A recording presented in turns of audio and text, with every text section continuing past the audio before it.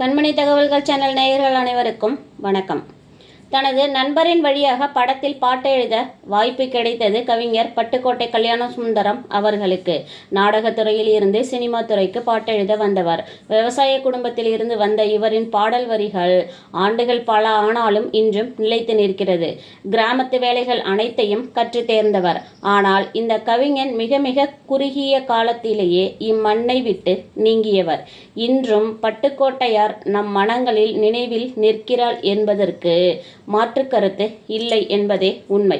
சரி, இவரின் திருமண விஷயம் ஒரு சுவாரஸ்யமான செய்தியை பற்றி இப்பகுதியில் அறிவோம். கவிஞரின் அண்ணனும் கவிஞரின் மனைவி கௌரவம்மாள் அவர்களின் அண்ணனும் சிங்கப்பூரில் வேலை பார்க்கும்போது நண்பர்களாக ஆனவர்கள்.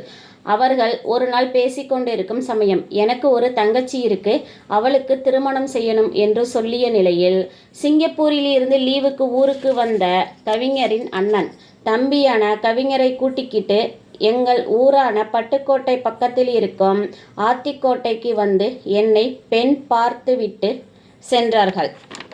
பிறகு அண்ணனுக்குத்தான் பொண்ணு என்று நினைத்திருந்த கவிஞரை பார்த்து, பொண்ணு எப்படிடா இருக்கு என அண்ணன் கேட்க, அழகாத்தான் இருக்கு என்று சொன்ன பொழுது அண்ணன் தம்பியை பார்த்து சொன்னது, உனக்கு தாண்டா பொண்ணு என்று கூறிய போது கவிஞருக்கு ஏக ஆனந்தமாம். முகத்தில் நவரசங்களும் ஓடியதாம். அந்த சமயத்தில் கவிஞர் எழுதிய பாடல்தான் ஆடை கட்டி வந்த நிலவோ கண்ணில் மேடை கட்டி ஆடும் எழிலோ என்ற அப்பாடல். அமுதவல்லி படத்தில் வரும் இப்பாடல். நீங்கள் தெரிஞ்சிக்க வேண்டியது என்னன்னா, நீங்கள் ரசித்த அப்பாடலில் வரும் அந்த ஆடை கட்டி வந்த நிலவு நான் தான் என்கிறார் மகிழ்ச்சியாக கவிஞரின் மனைவி கௌரவம்மாள் அவர்கள். அதுபோல அவங்க அண்ணனின் மனைவிக்கு சீமந்தம் நடந்த சமயத்தில் நான் சும்மா கிண்டலாக அக்காலுக்கு வளைகாப்பு, அத்தான் முகத்துல பொன் சிரிப்பு என்று நான் யதார்த்தமாக சொன்ன அதுவே பல்லவியாக மாறிப்போன. அதுதான் கல்யாண பரிசு என்ற படத்தில் இந்த வரிகளையே பல்லவியா போட்டு பாட்டு எழுதிட்டாங்க. பாட்டும் வெற்றி பெற்றது.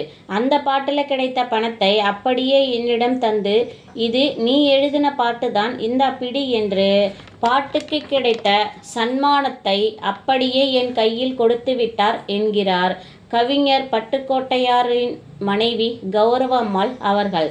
கல்யாணசுந்தரம் அவர்கள்தான் கவிஞர் என்று நினைத்தால் அவர் பாட்டு எழுத தூண்டுகோலாய் இருந்திருக்கிறார் மனைவி கௌரவம்மாள் அவர்கள். இதனால் தான் சொல்வார்களோ, மனைவி அமைவதெல்லாம் இறைவன் கொடுத்த வரம் என்று. ஆனால் இருவரும் வாழ்ந்தது என்னவோ 20 மாதங்கள் மட்டுமே. இவர்களுக்கு குமரவேலு என்ற ஒரு மகனும் இருக்கிறார்.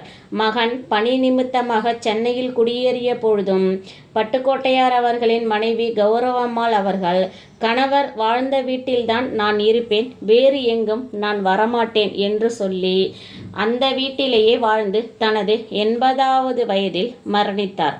சிறிது காலமே மன வாழ்க்கை என்றாலும் மகிழ்ச்சியாக வாழ்ந்திருக்கிறார் கவிஞரின் மனைவி கௌரவ அம்மாள் அவர்கள். தொடர்ந்து இணைந்திருங்கள். நன்றி.